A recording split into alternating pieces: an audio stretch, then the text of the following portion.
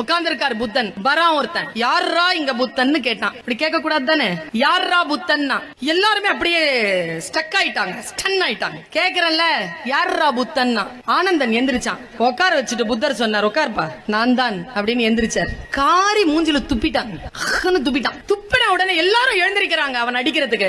எல்லாரையும் அமர்த்திட்டு புத்தன் சொன்னான், தொடச்சுக்கிட்டு அப்புறம் அப்படின்னா. அவன் மறுபடியும் காரி துப்ப தொடங்கினான். உடனே ஆனந்தன் சொன்னான், அவன் அடிக்காம வாட் நெக்ஸ்ட் நான் கேக்குறீங்க குருவே, அவன் எவ்வளவு அவமானப்படுத்துறான். அதுக்கு பதில் சொன்னார் பாருங்க புத்தன். புத்தன் சொன்னான், ஆனந்தா உட்கார். வந்தவனுக்கு புத்தன் யார் என்று தெரியாது, யாரா புத்தன் என்று கேட்டுதான் வந்தான்.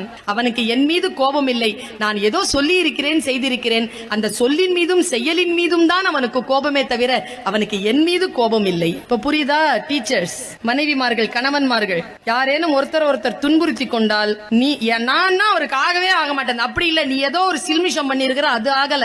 நீ ஏதோ ஒரு வேலை செஞ்சிருக்க, அது ஆகல. நீங்கள் ஏதோ குற்றம் செய்திருக்கிறீர்கள், அதுதான் உங்களுடைய தலைமை ஆசிரியருக்கும் உங்களுக்கும் பிரச்சனையை தவிர உங்களுக்கும் தலைமை ஆசிரியருக்கும் ஒன்றும் பிரச்சனை கிடையாது. இதை தெளிவுபடுத்திக்கிட்டோம்னா வாழ்க்கையில் தோல்வி கிடையாது. போனவன் அழுது திரும்பி அடுத்த நாள் வந்தான், வந்து மன்னிப்பு கேட்டான். உங்கள் கருத்தின் மீது தானே எனக்கு கோபம், நான் அந்த கருத்தை தானே எதிர்த்திருக்க வேண்டும், நான் உங்களை துன்புறுத்தி விட்டேனே அழுறான். நான் என்ன செய்ய வேண்டும் தோழனேன்னு கேட்டார் புத்தர். என்னை மன்னித்து விடு புத்தா, என்னை மன்னித்து விடுனா. இப்ப புத்தன் என்ன செய்யணும் சார்? புத்தன் என்ன செய்யணும்? மன்னிக்கணும் தானே. புத்தன் சொன்னான், முடியாது. ஏன் என்று கேட்டான் முன்னால் இருந்தவன். புத்தன் சொன்னான், நீ துப்பியது நேற்று, அந்த எச்சிலை இதுவரைக்கும் நான் வைத்துக் கொண்டிருக்க நான் என்ன முட்டாளா?